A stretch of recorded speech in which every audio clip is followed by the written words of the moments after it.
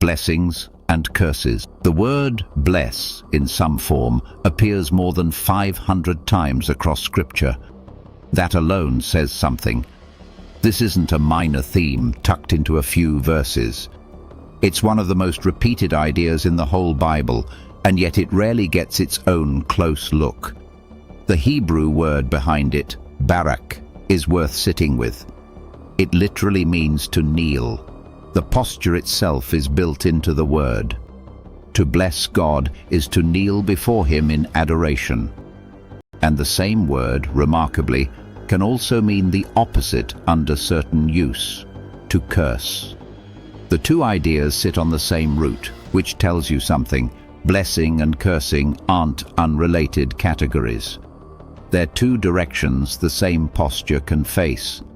Scripture describes blessing moving in 5 directions, not just one. We can bless God. God blesses us. We can bless others. Others can bless us. We can bless ourselves. Genesis chapter 12 verse 3 lays out God's own pattern of blessing plainly. And I will bless them that bless thee, and curse him that curseth thee, and in thee shall all families of the earth be blessed. Notice blessing runs in both directions there, not just downward from God, but reciprocal, moving through relationship. That pattern shows up again in how Jesus told his followers to treat people who were actively working against them. Luke chapter 6 verse 28. Bless them that curse you, and pray for them which despitefully use you. And Paul, writing to a persecuted church, Romans chapter 12 verse 14. Bless them which persecute you, bless and curse not. That's a specific instruction, not a general sentiment. Bless and curse not. The two are named as opposites, and the choice between them is presented as exactly that. A choice, not a reflex.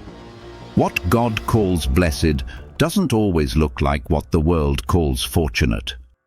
The poor in spirit, those who mourn, the meek, the merciful.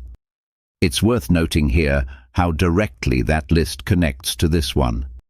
The Beatitudes are, in effect, God's own definition of what a blessed life actually looks like, and it has almost nothing to do with comfort or advantage. Curses. If blessing is one posture, cursing is the other side of the same coin, and Scripture treats it just as seriously.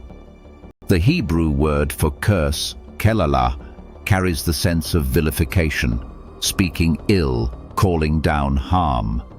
The Greek words used for curse in the New Testament, ara and katara, carry the sense of an imprecation, a doomed pronouncement spoken over someone or something. These aren't idle words in Scripture's view. A curse is treated as a real spoken force, not just an insult.